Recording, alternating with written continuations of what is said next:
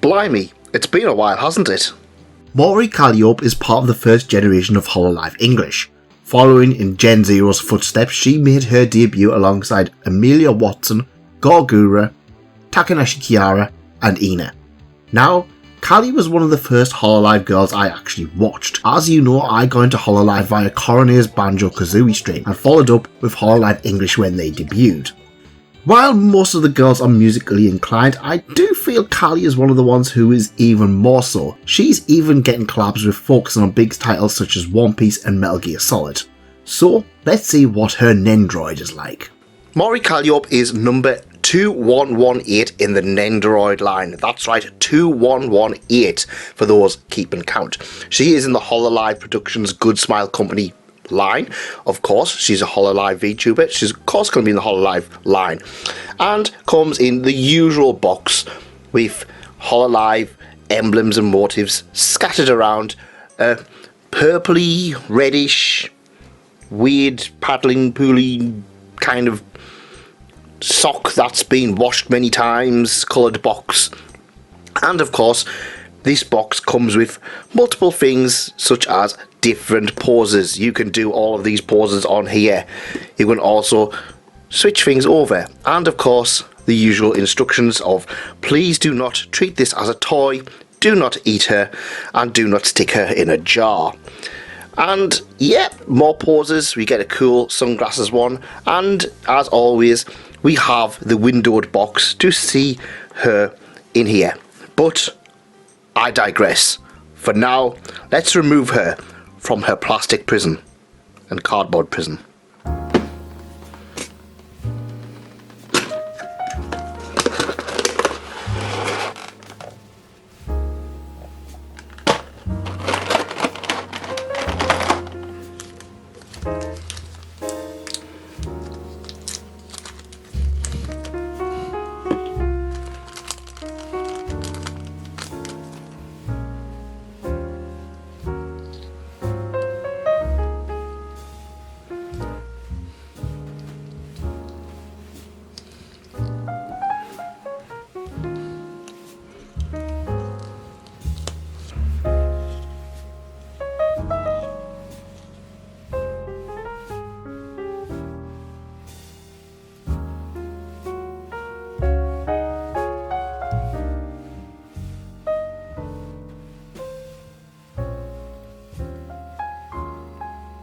Right, let's have a look at this, shall we?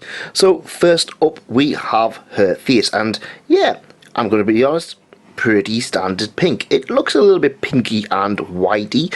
Obviously, the gradient from being light pink to a little bit darker pink is always well appreciated. She does have her crown and veil, which, to be honest, I don't remember seeing on her for quite some time, but I don't know if you can take this off or not. I'm not going to take it off. It's a little bit annoying that you can't take it off. I don't know, it just kind of feels like it's one of those things where it's like you could make it come off, but I feel like if I tried it would break. It does look quite nice, however. It's got a little gold motif going around and doesn't really kind of detract from the figure itself. So yeah, very nice. As always, I feel like Callie's got quite a plain design compared to a lot of the Hololive girls. The eyes look very, very nice, but they don't really look anything particularly special for some reason. I just feel like there's something not quite as stand-out-ish compared to some of the other girls. That might just be me, however. Moving down, we have her design, coupled with a cape, which can be removed. I'm not going to remove it because it took ages to come on.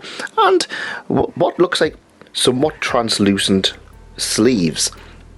I quite like this, to be honest. It's quite a nice little design, and it's something a little bit unique. You do come with an extra arm for this particular one, and extra arm for this one. Not the full arm, of course. This never happens. We never get the full arms, but more or less enough.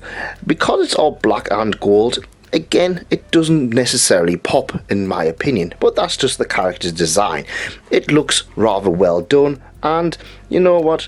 The quality is what we'd expect from these Hololive Nendoroids to be rather nice. I do like the little red tassel, which really does pop out, along with the red gem on the necklace. Very, very nice looking figure. It doesn't really pop out at all compared to some of the other characters, but still a very nice one. Let's look at some of the other options, shall we?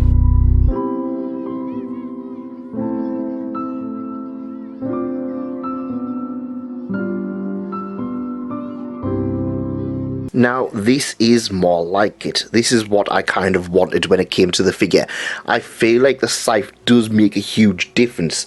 Now, one thing I am going to comment here at this point is that Callie doesn't actually come with that many accessories. She comes with her scythe, she comes with a microphone, she comes with some very cheap, bad looking sunglasses that we will not put on this character because they look so bad, it makes the figures look worse, and a glass of wine. And that's about it. Of course, you get the usual alternative face poses, but you don't really get much else, which is a huge shame. I kind of wish that we got at least like a deadbeat or something like that, much like how Gura got Bloop. And a lot of the other characters like got their little mascot characters, but Callie doesn't seem to have much. I'm going to assume that the scythe was too big for the box, and if they put anything else in, they wouldn't have been able to put anything else in, or had to have a bigger box or something. That's what I'm assuming. It's a bit of a shame, and it kind of is something that I have noticed with the Hololive English Nendoroids. I don't know if they were kind of pre-approved well before a lot of the memes and stuff came out, but I feel like the Hololive girls are rather safe. For example, Miko, she comes with a bucket of lava. Hachima comes with Hachima cooking. Whereas a lot of the EN girls just come with kind of the usual kind of stuff that we kind of saw in their debut trailer. I mean, I suppose Callie's got some sunglasses and some wine, but I don't know. It just feels like we don't get as many of the memey or absurd looking things included. Not that it really matters, it just kind of feels like with some of the Japanese girls, they do make that little bit extra effort. What do you guys think?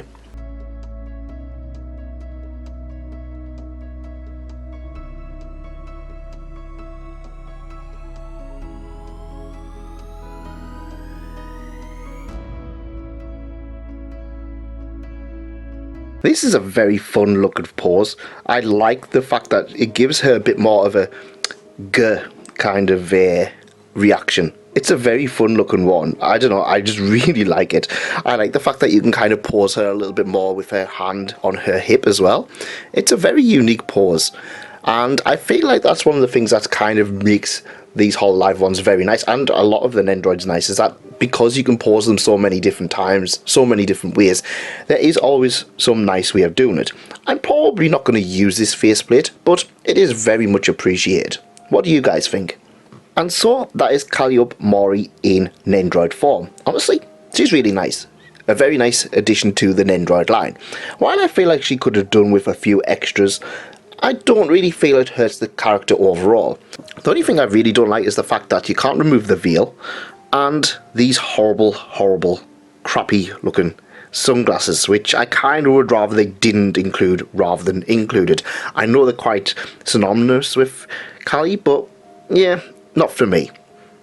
So, what do you guys think? I feel like it's been a long time since I've actually covered an Nendoroid, and I do have a few of the other Hololive girls ready to start filming, including Lammy and Botan. And I believe Amelia Watson's due to be released soon, along with a few other Nendoroids that I just have bought and just not unboxed yet.